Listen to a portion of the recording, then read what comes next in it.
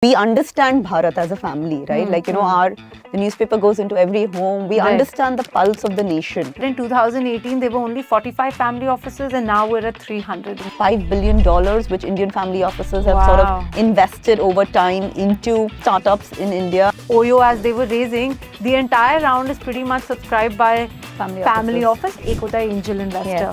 Which is usually an individual investor putting money out of their own pocket and personal capacity. Just above friends, families and fools. Friends, families and fools. I like that one. I was trying to do this from Kanpur and nobody in Kanpur I knew even understood what startup investing was, leave alone guide or mentor me. So I had to sort of navigate myself through this whole ecosystem. The next best will come from tier 2, tier 3 cities. I love that.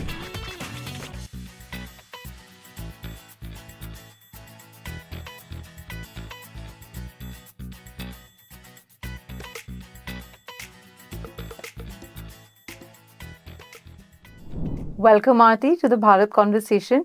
I'm so excited to have you with us today to talk about family offices, to talk about how do you build from tier 3, tier 4. And before we get into it, I would like to give a brief introduction about you.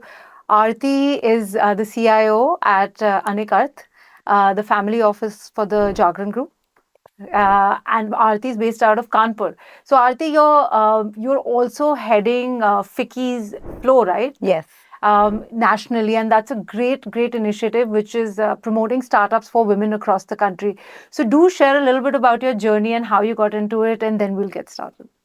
So hi Niharika, wonderful to be here at the Bharat Conversation podcast. I love that there's a podcast dedicated to conversations from Bharat, super amazing. So I head the family office for DM Gupta. I belong to the promoter family, and Anikarth Ventures, I'm just going to put out a disclaimer out there, is our angel investing entity, so investing into the private space. So it's part of the family office, but a separate entity. In addition to this, I head startups for Flow, which is Asia's largest women's organization dedicated to women empowerment, and we work a lot towards promoting entrepreneurship, mentoring, and we also work around building and training more women to become angel investors. So that's a few of the multiple hats I wear in addition to being a mom of a teen, which I absolutely love.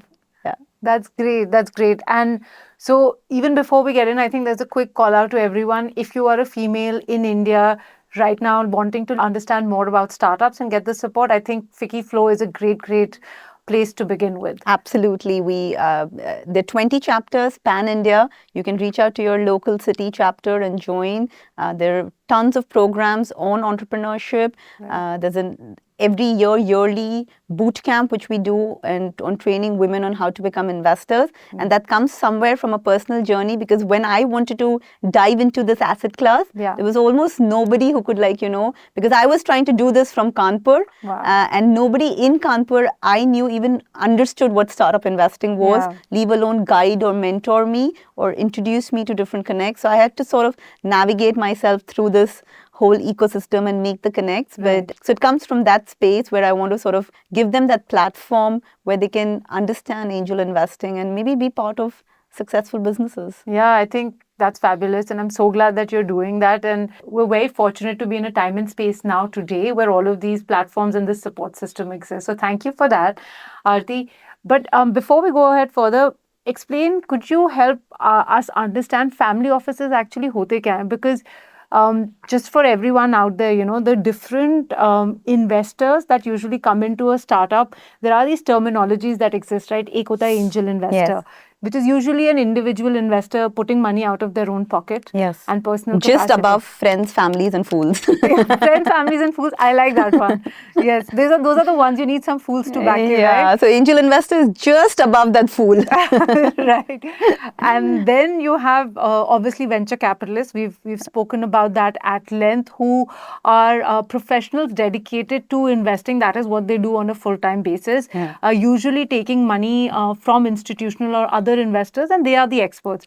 But family offices, I think, is a concept which has come into India or has grown recently. In fact, 2 days back, PwC came out with a report which mentioned that in 2018, there were only 45 family offices and now we're at 300 and Yeah, growing. yeah. So can you just share a little bit more about that?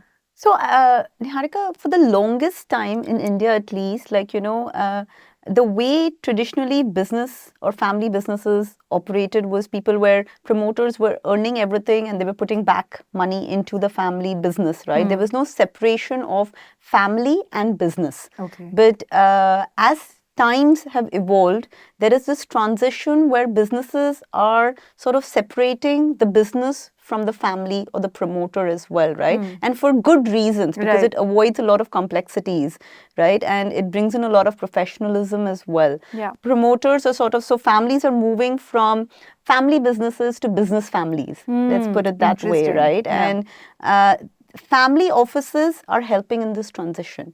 Family office is that home vehicle for a family which sort of takes care of an individual's private wealth and everything around that individual's needs and requirements, right? As an individual gets separated, they build their personal wealth. So it initially starts with taking care of your wealth. It has recently evolved into something far more. So not only are you taking care of the investment needs of a family, but you're also taking care of tax planning, liquidity needs, educating the next gen, philanthropy, succession planning. Lovely. So it depends upon how vast you want your family office roles and responsibilities. A family office, personally, in my opinion, has no one structured definition. It can be whatever you as a family want to help transition this generational wealth building process. Lovely. So, so what you're saying is that it can have multiple aspects to it, and I think हम जब family office के बारे में सोचते हैं from the venture side, we're only looking at that little sliver, right? Yes. Which is the investments into startups, into the ecosystem, or into venture investing. Yes. But even in that space, I think in the last few years, we've seen family offices become fairly active. मतलब maybe 5 साल पहले तक इतना हम नहीं सुनते थे. अगर कोई one off कर रहा था तो कर रहा था. Yeah. Now this whole concept of testing out waters or diversification of your asset class through exposure into startups is gaining traction. For a founder, can you just sort of give perspective as to what is the sort of differentiation between a family office and just, you know, maybe venture capital and angel investing? Like, what will be the pros and cons, or what do they bring to the table? So yeah, absolutely. You rightly pointed out, right? For most family offices, venture investing is only part of their portfolio. Right. Now, how big or how small that part is totally depends upon the patriarch or the matriarch, right, of the family, or the promoter, right, exactly, or the family's thesis around their whole investment philosophy. But yeah, completely agree with you. Like about 5 years back, there was almost no family offices on cap tables. But today, a lot of deals have family offices on their cap table. I hear some number of around $5 billion, which Indian family offices have sort of invested over time into startups in India. And this number is only expected to sort of grow. So an undeniable force, let's say, put it in terms of venture investing. Just like angel investors are indispensable part, they write that first check. You know, VC funds are an indispensable part of the startup ecosystem. I think family offices are also becoming a very, very formidable force of investing in this ecosystem. In terms of, so I've been an angel investor myself, and we are LPs into VC funds as well. Right. And we invest directly as a family office. So I've actually at some point worn all hats. So I think each one has its own pros and cons. Like, you know, angel investor pretty much writes that first small check. And, you know, you if you get that opportunity, you get that very close, personalized, one-on-one from an angel investor sort of thing, guidance. They believe in you much before anybody else sort of does. In terms of VC fund and a family office, what differentiates them personally is the flexibility. You know, flexibility in terms of timing, right? Both in terms of entry and exit. So can you just sort of expand on that a little bit more? So a VC fund normally in India is a 10+1. You know, they've raised funds. If you've raised funds, in the next 3 years, you're going to deploy the funds, right? So there's always first, it starts with the pressure to sort of deploy the funds and invest into the startups, right? Family offices have no such pressure. You know, if I feel the whole startup asset class is not the right space to right Yeah. now be, I don't have to invest for the next 12, 18 months, Yeah. right? Like, so flexibility in terms of entry into whether I want to invest into this asset class or not invest into this Right. asset class. At that same time, flexibility on exits, which is the most valuable thing which a family office brings, is patient capital. You know, usually there is no hurry for us to get back that money Yeah. if the company is doing well. Right? If there is value being created, I will wait till IPO or even move it to my part of my listed portfolio if the Yeah. company is doing well. I don't need to sell that company or Right. the shares of that company. And that patient capital is extremely valuable, right? Because which somehow a VC fund does not have the option, because at some point you need to give back Give the back, capital to your LPs. Right.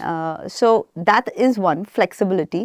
Flexibility in terms of timing, flexibility in terms of structuring also is available with family office, right? How do I want to structure the deal? Right. Like, you know, normally a VC fund has certain parameters Yeah, defined. it's a template. Yes, it's a template. Yeah. Because, and you cannot sort of really deviate from there, Yeah. because that's what you've informed your LPs That's and correct. raised funds on, right? Right. Like, as an LP, I wouldn't want you to deviate, because Yeah. I've given you capital based on that template. Exactly. But similarly, a family office really does not have to stick to that template. You know, I can be sector agnostic, I can be stage agnostic, I can bring in different instruments of investing, whether Right. it's debt, whether it's equity, whether it's a combination of this thing. Right. So I think one of the biggest advantages or pros to a family office is the flexibility. Another thing is, you know, you have to really remember, ये वो families है which have built businesses, Right. are still either building the biggest businesses of the country or have recently sold off these businesses, Right. right? So, they have a pulse of the nation. Right. Like, you know, we understand Bharat as a family, right? Like, you know, the newspaper goes into every home. We Right. understand the pulse of the nation, Right. right? So, it is very helpful to have the right family office on your cap table as well, if they agree to invest into you, Yeah. right? It can open a lot of doors, but it can bring in a lot of meaningful advice as well, because they're promoters who've built businesses. I think that's the key part, right? So even in the VC world, in the last again 2 years, we've seen this transition to operator VC. जिसने पहले अपना business बना रखा है, वो आपके challenges, वो आपके trials and tribulations, they can understand it better. Similarly, just like Yes. what you said, family offices have seen that over generations, and hence I think they don't even have to say their founder first, because they are founders Yes. themselves, right? Or they've seen it generationally. I think that sort of friction is not there. In fact, they're sort of batting on from your end. So I think they're great allies to have on your cap table. And just like you said, एक unlocking of potential भी वो बहुत easily कर सकते हैं. Yes. अगर आपका strategic fit है तो opening doors for revenue, Absolutely. right? Opening distribution. In India, the big challenge is distribution. Yes. Even if, just to take your family office example, imagine the access or the sort of insights you would be able to bring to the cap table. Yes. And that is not something, hence I always feel कि lot of time founders को लगता है पैसा यहाँ से आ रहा है, वहाँ से आ रहा है, पैसा तो पैसा, it's not that. Yeah. There is so much. So the color of money is actually different. Yes. Depending on who's bringing it and whether the investor is a passive investor जो कि सिर्फ पैसा दे के भूल जाएंगे, Yeah. या वो एक active investor हैं जो आपको handhold कर सकते हैं, जो आपका revenue unlock कर सकते हैं. Yeah. And I think that's where the family offices really differentiate immensely. No, absolutely. And there's the good, bad, ugly in all of these, Yeah. like, you know, different Yeah. things. So you need to actually find the right fit, you know, Absolutely. what fits your current company journey. Right. That's important, right? So to understand that. And if you understand that, then you've probably cracked it. Yeah. I used to also think कि family officer series B, you know, you put certain thing कि A, B तक ही participate Yeah. करते हैं, उसके बाद गिन चुन के family offices हैं. अभी I was reading कि OYO, as they were raising, the entire round is pretty much subscribed by Family offices. offices. Yes. I was very taken aback, and Yeah. pleasantly so, Yeah. to look at the quantum of investments that went Yeah. into this deal. And when the VCs have backed down or backed out for whatever reason from a certain space, the family offices, because of that patient Yes. capital, because of the strategic nature of the business and what value they can bring, they were comfortable Yeah. betting on you. No, absolutely. I think for family offices, the whole pre-IPO space is very lucrative if it comes at the right valuation. with VCs, it becomes a bit tricky because you don't know when is that exit Yeah. in play, right? But like I said, the patient capital thing, right? Like I'll just give you an example. Like, we're investors with NSE, right? Like, it's a solid business. Like, Yeah. now whether the IPO gets delayed by a couple of years, it's still okay because at the end of the day, it's a solid business. It's a value generating business. Yeah. So it's okay. I'm okay to hold that investment, and that's a huge advantage. And similar is the story with OYO as well. Yeah. If someone is building, because most of the folks sort of hearing us out are building for Bharat, which we say tier 2, tier 3 India and beyond. How do you even begin to reach out to family offices if I am building hypothetically from a Gorakhpur? Yeah. Right? Where is the right way to identify family offices? Do you think there is a time, space, or platform wherein one can go in and do that outreach? Because what ends up happening is that if you're building, what we've seen is information asymmetry exists, right? Yeah. So you are not going to end up networking or maybe meeting them so often, which is what happens in the larger cities because of the forums that are created. So there are few platform players, and kudos to them for bringing those startups out early stage, but then it gets very limited. So it's gate kept that way. Do you think there is a way for someone to, any sort of insights, hack that you could sort of talk about there? I think it's very important for startups to understand when to approach a family office as well. I wouldn't advise approaching very, very early when you need a lot of hands-on support. Like, like probably a VC fund or can get more operative with the business. You have to understand that family offices at the end of the day are running their own businesses as well, right? So for them, this is an investment asset class. So while we love to be hands-on, we're not going to build the business for you, right? So when the startup is at least has got some shape or form, right? Like, I don't want to specify the stage, right? But like, you've built to a certain level where in addition to family offices, you've attracted some investment, right? That's the right time to sort of approach when you don't need that very hands-on approach in building your business. In terms of how to access them, I do agree. Personally, even as a family office, we like to be very private. And I know a lot of family offices like to be private as well. But a lot of them who are active in their venture space have their venture arm, either a website, we have our website on with an email address to sort of reach out to.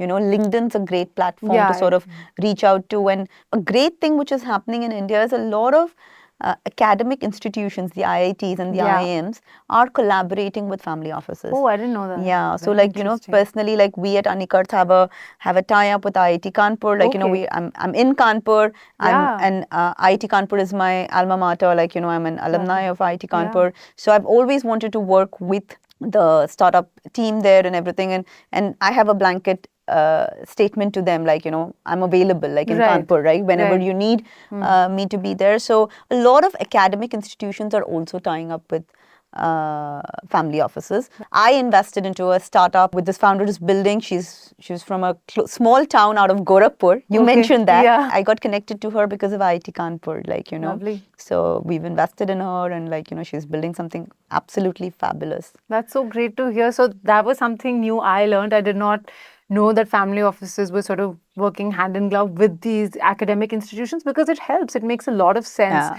And honestly, I also feel to a great degree, जो academic institutes होते हैं, उनके through जाने से a lot of founders, right? I feel sometimes get ripped off. Right? There are middlemen or people who say that, let me facilitate this. It's always better to route it through a clean channel.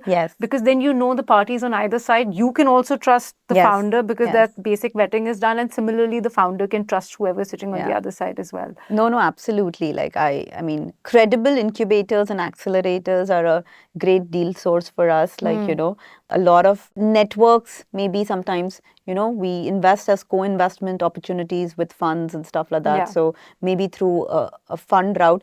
I would just suggest that, like, even if you do manage to, and I'm going to use your podcast to send out this message, even if you do manage to get a family office or an investor's number, I wouldn't suggest cold calling or cold messaging. There's always a formal way to sort of approach them. Sure. And a warm introduction always helps. Right. If you can find someone in your network, who can make that introduction, that always helps. So a lot of founders just sort of spray and pray sort of a thing, right? Yeah. Without realizing that are we the right fit? Are we not? So do a little bit of homework. And if you sort of can identify with me, hey, I'm reaching out to you because I read this particular thing. Even if I'm not interested in investing, I'm at least going to give you a year. And what it makes you feel is the other person has put in effort. Yes. To understand what is the fit. I totally, second that, because I'm going to just piggyback on it. Like, even to any other investor also, please don't send those standard. I've got messages which says, "Dear sir." I think I get once a week a "Dear sir" message. I've got messages saying "Dear" and some other name. Yeah. Right?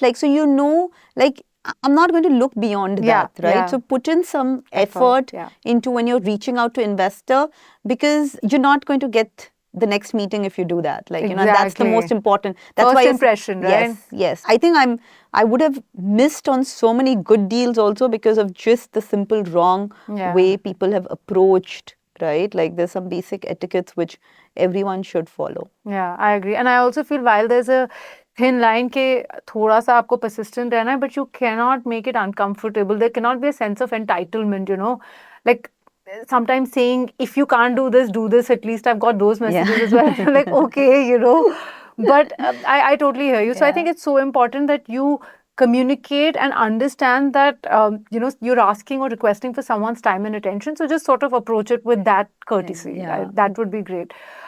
So, one interesting fact that I read about family offices, and I would love to get your take on it, is that fintech is a sector of apparently a lot of love and choice for family offices. And this was just very interesting to me. Is there a particular reason for it, or is it just so happened?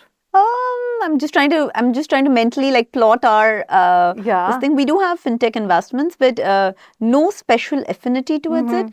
Maybe there was a boom into fintech, right? Okay. While India needed what it needed, and a lot of family offices were also sort of starting to invest at that point. Okay. I think that could just be a coincidental thing. But I think it also could be because, you sort of, as a family office, investing, and you're really very closely dealing with money and everything related to it. So you understand the nitty-gritties. Yeah, that could be. Yes. So, whether it is investing platform like Grow, or or a payment facilitator or anything of that sort, right? You sort of understand the need for this, and that's why the love for it as well. But I think a lot of it had to do with the timing of the fintech boom and the family office boom. Yeah. Oh, very interesting. Because even when I read it, I said, interesting insight. Maybe there's something that I'm, wanting to understand. Yeah, and if there's something else, if something I'm missing, happy to sort of know more about it. But no special love for fintech from us, at least, Right. One thing I wanted to touch upon was sometimes the perception is that a family office only comes in for strategic acquisitions. Typically that the end game is going to be that, or like you mentioned, IPO. Do you think that's a biased view, or it's that the only, or is there truth to that? I think it's a biased view, honestly. I don't. We are not looking to invest into venture from an acquisition point of view. If there is I can tell how we work, right? If there is something which is of business interest, there's an entirely different team which looks at it from a business interest. But otherwise, we're in it to sort of explore this asset class and provide our learnings and handhold a founder and make money out of it.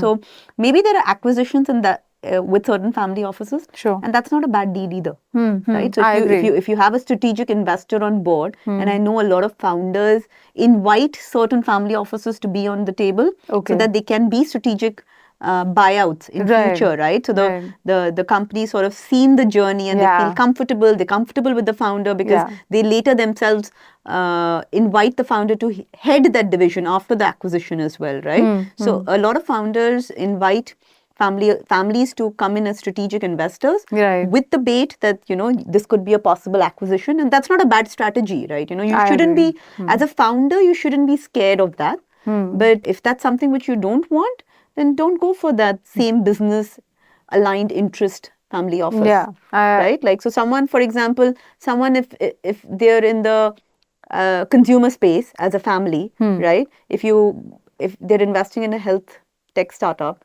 then there's really no koi acquisition chance play nahi over kaise there, hoga. right? Right. Like, so if you don't want the acquisition play, then don't pitch to a consumer brand if you are a consumer founder. Also, I think another way that I have seen that's worked for some of our startups is when you want a particular family office and for whatever reason, maybe the scale is too small, abhi deal mein nahi aana chahte hain, it's not working out.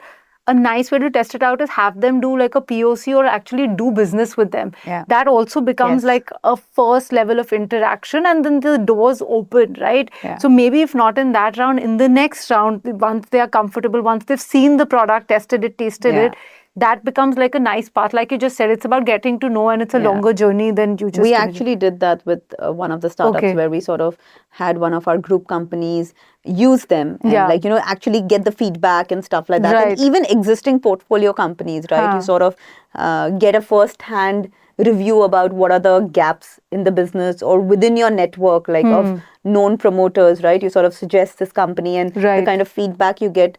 So we've done that. Yeah. So And that's a good way to sort of make inroads as well. Great.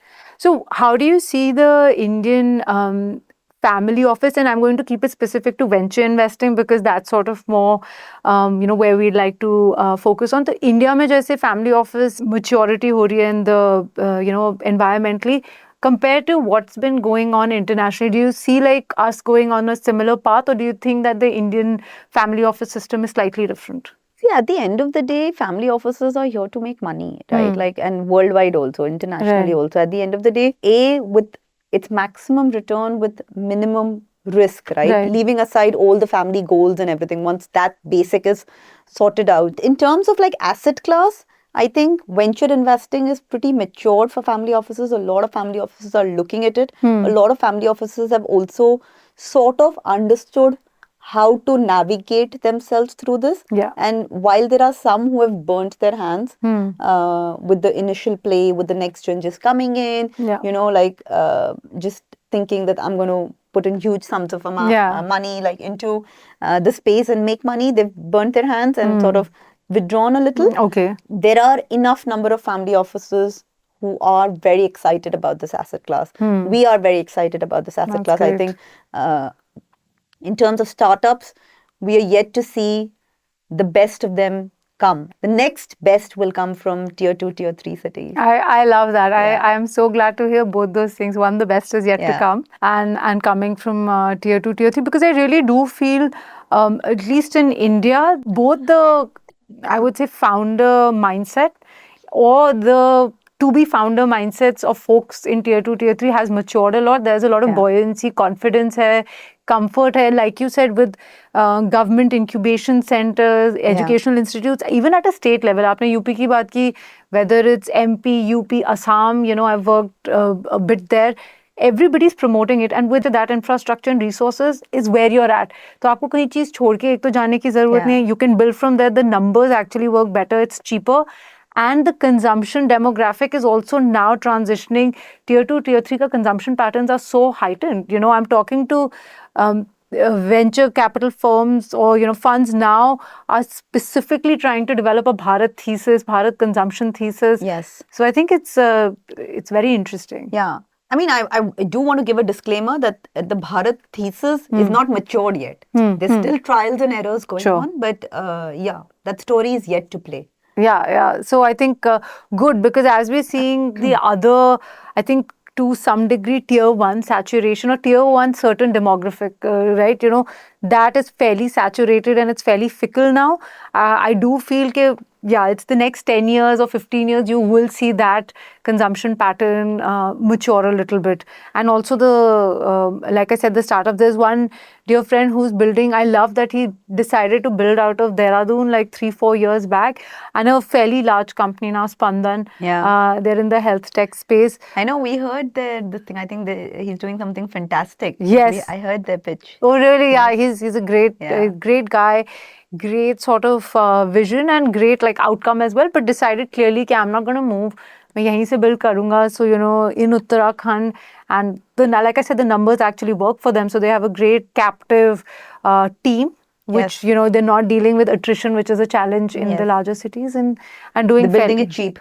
They're And building it cheap. Yes. They're You can't building ignore it. that. Why and why not? Yeah, right? like from office space to talent to everything, right? Yeah. You're building it cheap, and that's what the ecosystem demands as well, right? Nobody's writing you big checks for growth capital Yeah, and yeah. to burn money anymore, right? Absolutely. Founders have also had to sort of wrap their head around this whole thinking that there is no free lunches anymore. Yeah, I'm so glad. I think it's the time has come for that. Yes. So I just, before we sort of wrap up, touch a little bit upon, because I know you feel obviously very, very strongly about it, the gender aspect of it. Do you see now in India more women getting into the family office roles or the investment roles? I mean, I do see some, not Yeah. enough. Okay. Like, there's always scope for more. Right. So I highly encourage every woman to be part of their family office, from the family at least, right? Right. Like I'm speaking purely as from the family, right? And not as a professional. Professional, yes, more than welcome to do that. But Sure. women have been in finance and investment space for a long time. Right. But from the family, because you are 50% of the family. Right. So if you don't contribute your views and your knowledge to the family office, then it's incomplete, because the family's views are not out there. Right. The goals and aspirations are incomplete then, so I think we at our family office really encourage all members of the family to sort of contribute and at least understand what is happening. And honestly, I've always said this, a woman, especially a daughter-in-law, has the best interest of the family in mind, right? Because, and of the wealth of the family, Sure. because if it has to be intergenerational, Yeah. then it's her offsprings That are going to be. they're going to Yes. inherit. Yes. And mothers, how they are about their children, right? Right. Want only the best. Yes. And so who else would want the best Yeah. for that money, or who else would be a better custodian Yeah. of that money than the woman?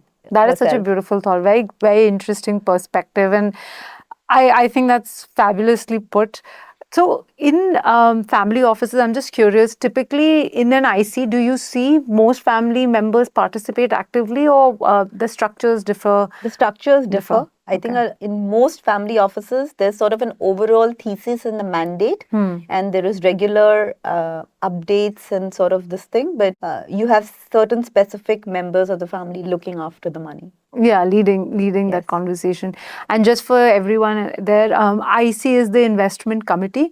तो जो लोग startups को देख के ये decide करेंगे कि does it fit the mandate, what are the contours financially, does this make sense? So that's called the investment committee.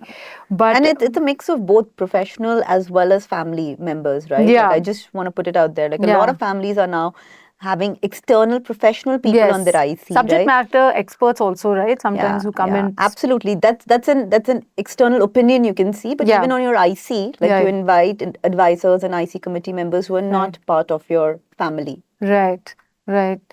So great.